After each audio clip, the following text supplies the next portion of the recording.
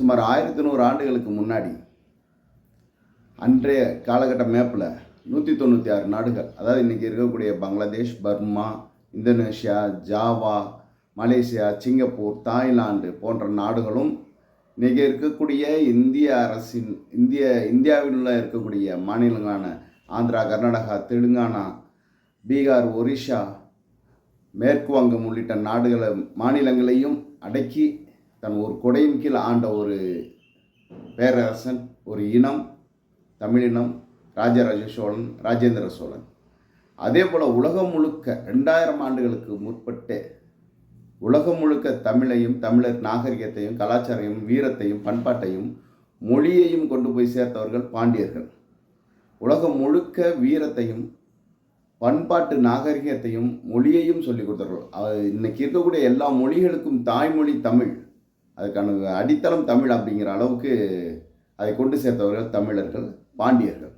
இப்படி உலக பெருமை கொண்ட தமிழர் இனம் இன்னைக்கு எப்படி வீழ்ந்து கிடக்குன்னா கூத்தாடிகள் பின்னாடி நிற்குது. நேற்று ஒருத்தன் பேசுகிறான் 2 நாளைக்கு முன்னாடி, நான் விஜய் கூப்பிட்றாரு, விஜய் கூட நான் விஜயை பார்த்துட்டு நான் அரசியலுக்கு வர்றேன், நான் அரசியலுக்கு வர போகிறேன், நான் செஞ்ச காரியங்களும் அவ்வளோ சேவை செஞ்சுருக்கிறேன் அப்படிங்கிறான்.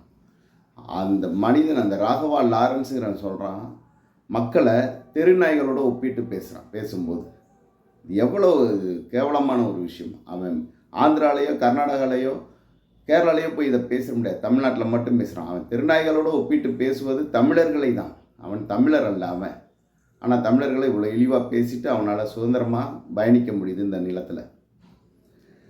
நீங்கள் ராகவா லாரன்ஸ் அரசியலுக்கு வர்றதுக்கான அவருடைய அடித்தளம் காரணம் சொல்கிறாரு, நான் சமூக சேவை செஞ்சேன், நான் ஒரு சாதாரண இடத்துல இருந்து வளர்ந்து வந்திருக்கேன், சமூக சேவை செஞ்சுருக்கிறேன், மாற்றுத்திறனாளிகளை நான் சிறு பிள்ளையிலேருந்து அவங்கள வளர்த்து அவங்கள காப்பகம் வச்சு காப்பாற்றிட்டு இருக்கிறேன், நான் அனாதை குழந்தைகளை எடுத்து வளர்த்து இன்றைக்கி ஆளாக்கியிருக்கேன் அப்படின்ட்டு ஒரு சிம்பத்தி கிரியேட் பண்ணிவிட்டு இப்படியே காலங்காலமாக வர்றார். நமக்கு ராகவா லாரன்ஸை பற்றி தெரிஞ்சவங்க எல்லாருக்கும் தெரியும், இவர் இந்த சேவை செய்கிறார் அப்படிங்கிறது ஏற்கனவே நமக்கு தெரியும்.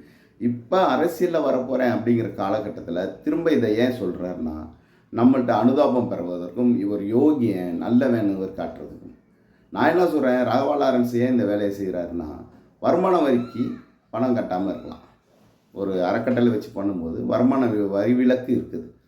அதை பல நடிகர்களும் அமௌண்ட் கொடுப்பாங்க, பல தயாரிப்பாளர்களும் அவருக்கு கொடுப்பாங்க.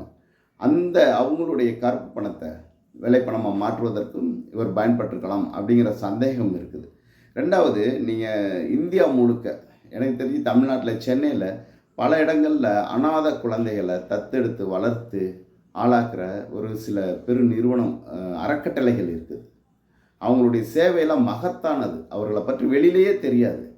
அவங்க செய்யக்கூடிய அந்த சேவைக்கு எதையுமே கிளைம் பண்ண மாட்டாங்க, எதையுமே எதிர்பார்க்க மாட்டாங்க. அவங்கெல்லாம் இப்போ இந்த மாதிரியான சேவைகள் செய்கிறவங்க, அனாதை குழந்தைகளை எடுத்து வளர்க்குறேன், ஆதரவற்ற குழந்தைகளை எடுத்து நான் காப்பகம் வச்சு பாதுகாக்கிறேன், நான் ஊனமுற்றவர்களை திறனாளிகளுக்கு நான் வாழ்க்கை கொடுக்குறேன் அப்படின்னு செய்யக்கூடிய எல்லாருமே நான் அரசியலுக்கு வரேன் பொதுமக்கள்கிட்ட இந்த சமூகத்தில் ஒரு கிளைம் பண்ணால் அது நல்லா இருக்குமா? அப்படி கிளைம் பண்ணணும், நான் அரசியலுக்கு வர்றேன் அப்படின்னு கிளைம் பண்ணணும்னா அன்னை தெரசா தான் இந்த நாட்டின் பிரதமராக இருந்திருக்கணும்.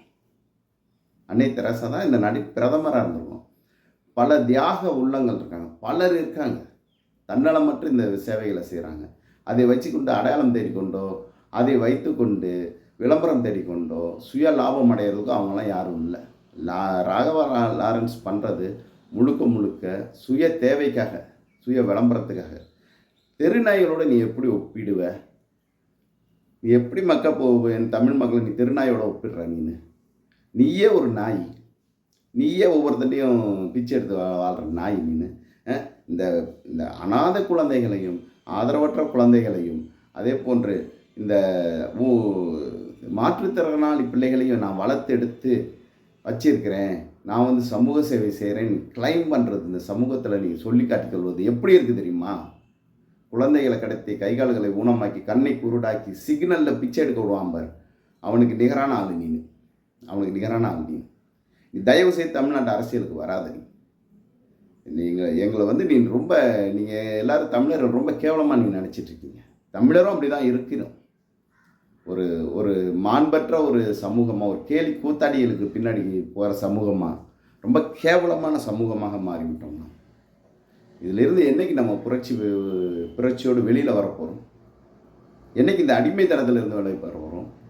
600 ஆண்டுகளாக 700 ஆண்டுகளாகவே விஜயநகர பேரரசுக்கும் வடுகர்களுக்கும் மற்ற மொழியாளர்களுக்குமே அடிமையாகவே இருந்து பழகி போச்சா? ரத்தத்தில் அடிமை ஊறி போச்சு.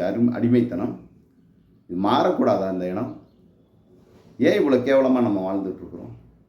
மீண்டும் மீண்டும் நம்ம சினிமாக்காரனையும் கூத்தாடிகளையும் வேற்றுமொழியாளர்களையும் அரசியலுக்கு வர வைப்பது என்பது நம்ம அழிவை நம்மளை தேடிக்கொண்டு செல்வதற்கு சமம்.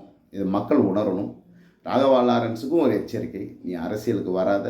வந்தால் ஆந்திராவுக்கு போ, கர்நாடகாவுக்கு போ, கேரளாவுக்கு போ. உனக்கு ஆந்திராவில் நல்ல மதிப்பு இருக்குது, அங்கே உன்னை தூக்கி வச்சு கொண்டாடுவாங்க. நீ அங்கே போய் அரசியல் செய்ய, தமிழ்நாட்டுக்கு வராத. அவ்வளோதான். நன்றி.